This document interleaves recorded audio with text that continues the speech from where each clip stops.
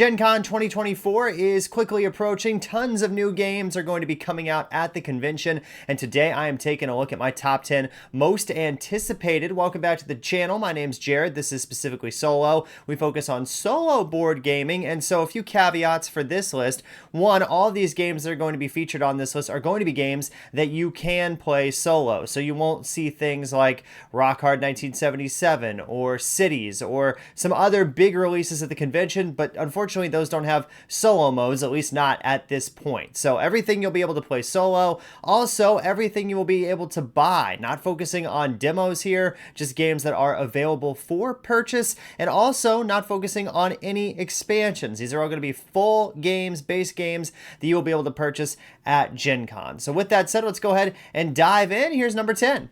Okay, first up on this list, coming in at number 10, is likely the heaviest game on this list by far, but one that has a really intriguing theme for me, and that is Pampero from Ape Games. So this is listed for sale, is going to be available at booth 2455 at Gen Con, and so this is a hand management card-driven game where you are using your cards to select different actions. So you've got 8 cards that are going to be played on your own personal tableau, and then you're going to be able to either play a card on your turn or pick up all those cards from your tableau. So what that tells me is that each of those cards is going to have a really great action on it, but you're only going to be able to do it once before you basically have to take a rest turn and gather everything back up into your hand. And obviously that's been done in games before, but I really enjoy that action selection mechanism in terms of what am I going to do this particular turn? Is this the best move for me right now, or should I wait and take that later? If you've played Arc Nova, that has a little bit of that in it with, the actions get more powerful the longer you wait.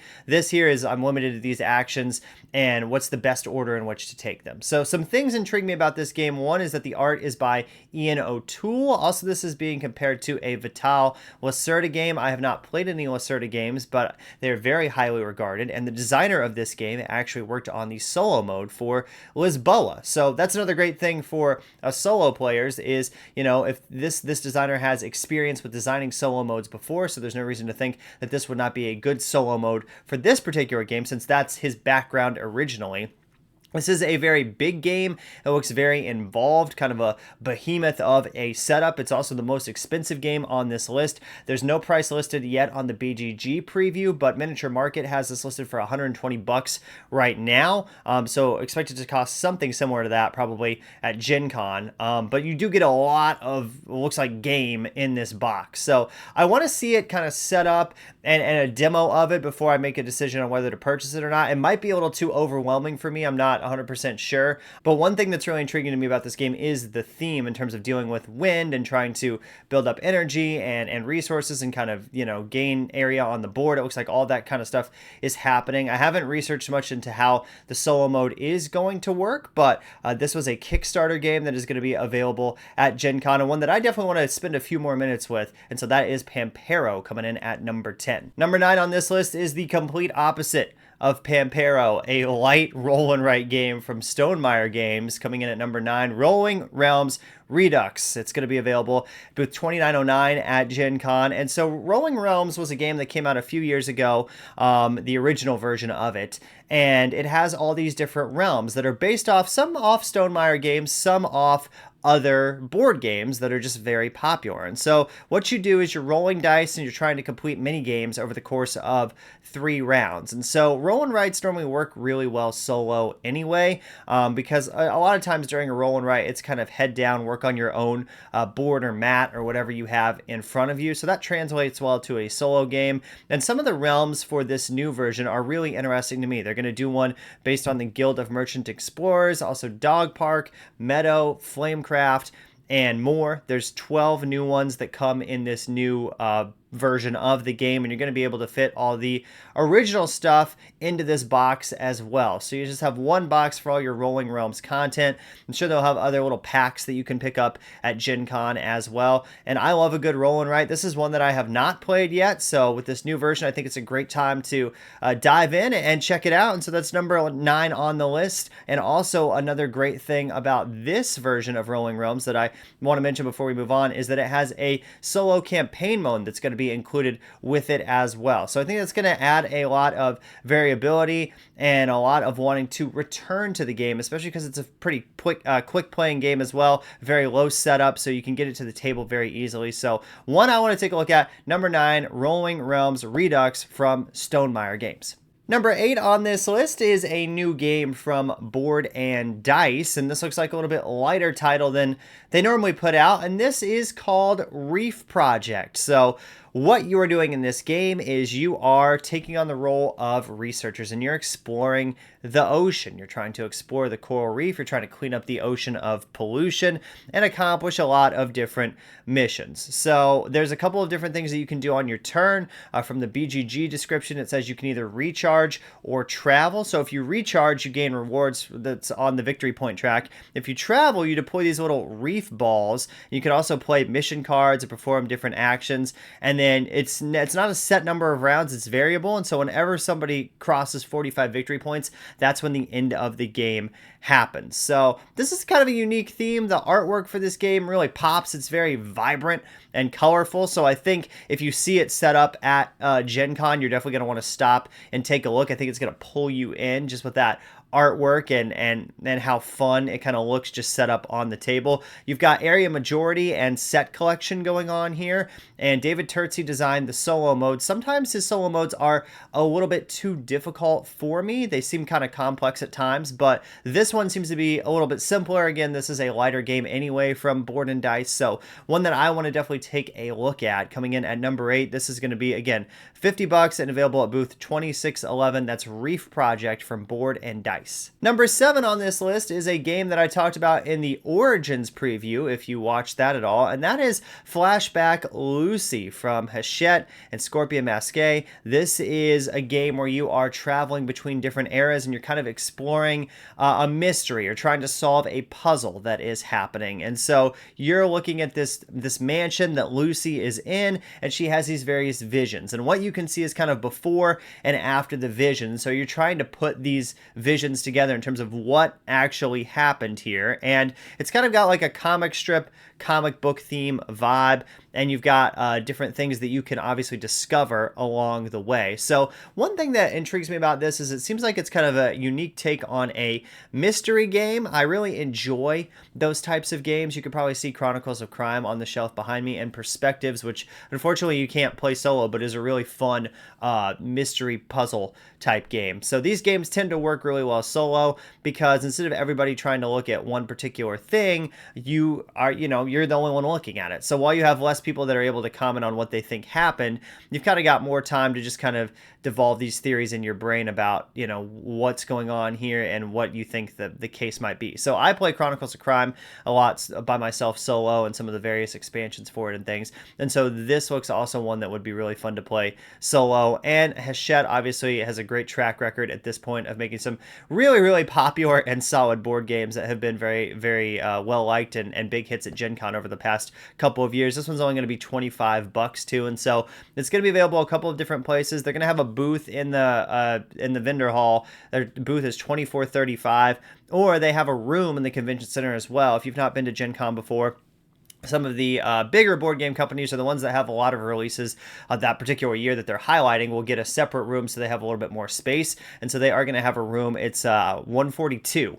in the Indiana Convention Center. So you should be able to pick it up there too, which those rooms are right above kind of one of the big entrances for the vendor hall. So they're hard to miss, and it will be easy to find if you do need to go to their room outside the vendor hall to grab that. But that is Flashback Lucy from Hachette and Scorpion Masqué. Number 6 on this list is a follow-up to a game that came out a few years ago, and I own this game. I haven't played it very much though. It kind of scares me with how big it is, so I'm hoping this new version of it will let me kind of get back into it, and that is the Pirates of Maracaibo from Capstone, coming in at number 6. So Maracaibo is an Alexander Pfister game where you are a pirate and you're going through and you are exploring these various islands and trying to gain resources and gain crew and just, get treasure and all that kind of stuff. And that's kind of the same thing that you're doing here in the Pirates of Maracaibo. And so they have said that they are copying some of the concepts from the original, but they said if you're new to this franchise, franchise. If you've never played Maracaibo, it does not matter. You'll be able to jump into this one right away. And it also has a more accessible rule set. So that's one of the things that intrigues me about this one, is it seems to be a little bit lighter than Maracaibo. Maracaibo is a big, big game with a lot of stuff going on, takes up a lot of space, and there's a lot of things that you have to remember. And so it's just a little overwhelming for me at times. Although I haven't played it in a while, it was one of the games that I played early on when I started playing, board games and getting into solo board gaming. So it may have been a little too involved for me at that particular time, but I still own it because I do want to get it out at some point again and kind of take a look at it. But this one is a little bit more card based, and you're playing over 3 rounds. You're sailing through the Caribbean. You're trying to amass treasure and kind of, gain crew and all this different types of stuff. So I like the theme. Obviously, it's fun to be a pirate. I mean, come on, like that's just a fun thing to try and do in a board game. And so with this being a little bit of a smaller setup, a little bit easier rule set, I think if you've been interested in Maracaibo, but you're like, that looks like a little too much for me, this is one that you would definitely want to take a look at. Again, coming in at number 6, The Pirates of Maracaibo from Capstone. MSRP has it listed at $50. It's going to be available at booth 1743 at Gen Con. Number 5 on the list is a board game from a brand new company. This is their first release, and this is Weirdwood Manor from Grey Ridge Games. $65, booth 1737. This is a cooperative board game that has some adventure things going on, some also Euro-inspired things happening as well. And so what you're trying to do is you are in this big manor, and you're trying to protect it. There's these various monsters and minions that are coming in, and you have to try and defeat them. And so one really interesting thing in this game is that every time you take an action, or the Fey monster, they call it, takes an action, time is moving in the game and the board rotates. And so the connections between the rooms kind of shift. And so maybe one room that you were able to go into, you're not able to go into now, or you have to take a longer path to get there. And so that aspect of the game is what really intrigues me. The time shifting aspect, the rotating board, that's always usually a pretty cool thing in board games. And I like that you are, this is just kind of one where you're battling these monsters. But the production value of this looks really, really incredible. The components, the board, they really pop. You can see here that it just looks really, really nice. The asymmetrical, it's got asymmetrical characters as well. So those are always fun to play with because that allows you to try out some different things over the course of a lot of different games. So this is one that I definitely want to see set up. But I think it's one that I will probably be purchasing just because the theme is so intriguing to me. I love the spooky manor vibes of trying to go in here and explore. And it seems like with that time shifting element, you might have to really kind of plan ahead a little bit to figure out what you want to do. And so it adds I think some good depth to the game. So this is Weirdwood Manor from Grey Ridge Games, number 5 on the list. Number 4 on the list is a game from Road to Infamy Games. This is Fromage. It's going to be $50. Asmodee is putting this one out. So Asmodee is kind of odd at Gen Con. They have a bunch of different booths set up. They kind of have a whole central area. So I don't know exactly where you're going to be able to purchase this one or where you're going to be able to demo it, but go to one of the Asmodee areas and it will likely be set up there. So in Fromage, this is a worker placement game where you're making cheese.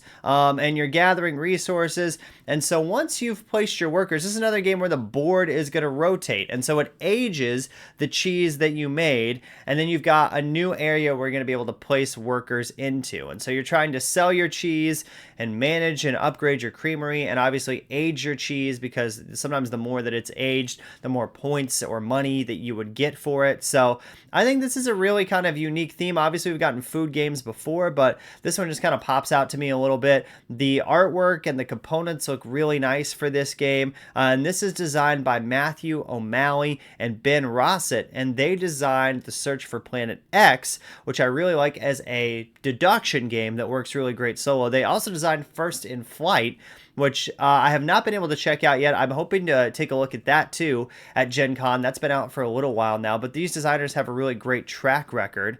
And so this game is one that I think would be a lot of fun to just get to the table. And I love worker placement as a mechanism. That's one of my favorite types of things in board games, is deciding where your workers are going to go and what they're going to get get for you. And I like the aspect of kind of, hey, I'm trying to manage these different cheeses and try to make the most money. So fromage, number 4 on the list.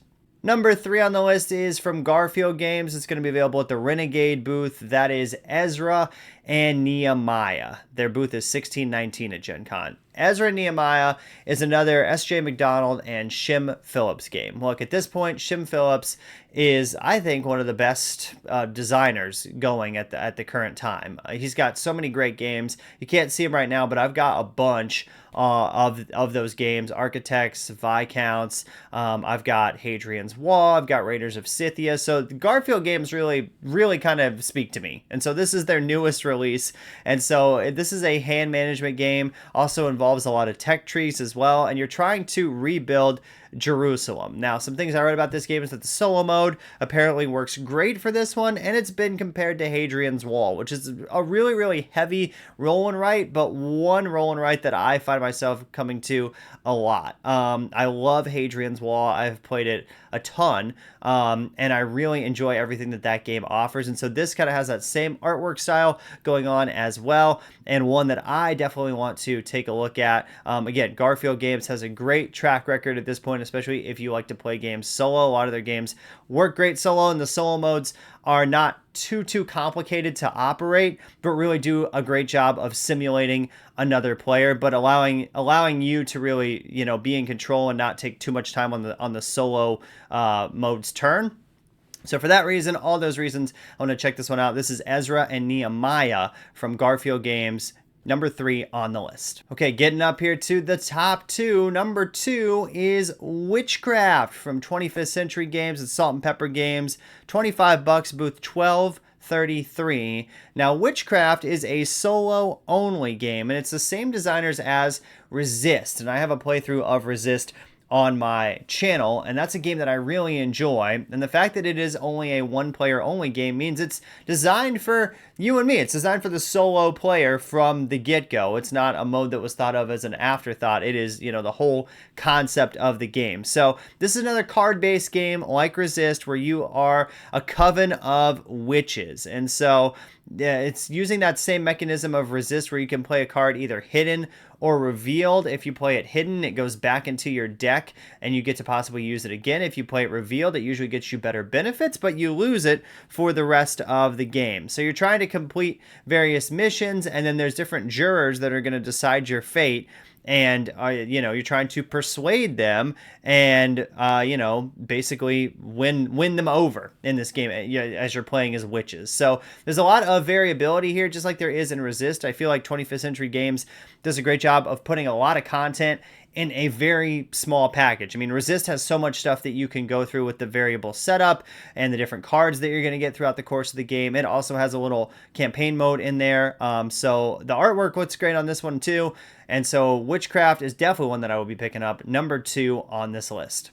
So number 1 on the list is from Board and Dice, and that is Windmill Valley. $60, available at booth 2611. So in this game, you are tulip farmers. You're trying to build up and improve your windmills, and also complete contracts as well, and sell your tulip bulbs. And so what you're able to do is kind of add upgrades to your wheels. You have different actions that you can take, but they're used by wheels on your player board. So they rotate throughout the course of the game, and you can build windmills on the main board. You can hire helpers. You can, trade stuff, get contracts for in-game scoring, all of that throughout the course of the game in Windmill Valley. So there's a few things that draw me in here and why this is number 1 on my list. One, this is from the same designer as Barcelona, Danny Garcia. And I picked up Barcelona last year at Gen Con, and I really enjoy that game. You can see it. It's right back there on the shelf.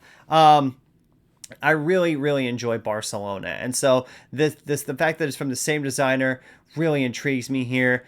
I love the artwork. It's very colorful. Board and Dice says this is a pretty lightweight game with quick turns. Now, BGG has a little bit heavier weight than like a lightweight game. So we'll see when I actually get a chance to look at it and possibly play it. But there's lots of different things while you're building your engine up here, really cool setting. Again, very vibrant, really pops when you look at the art and the components and everything. So that is number one on my list, one that I will definitely be picking up at Gen Con. That is Windmill Valley from Board and Dice. So hope you enjoyed this top 10 of the most anticipated games that I want to take a look at Gen Con. And so Gen Con is coming up here very soon, and it's going to be a lot of fun, and there's going to be tons and tons of stuff to check out. That is just a small sampling of what is going to be available at Gen Con. If you want to look at every single thing that you could possibly get or demo, the BGG Gen Con preview is a great place to go. I'll put a link to that in the description of this video if you want to peruse the whole list. And if you're going to Gen Con and you see me, be sure to come up and say hi. I love talking to people,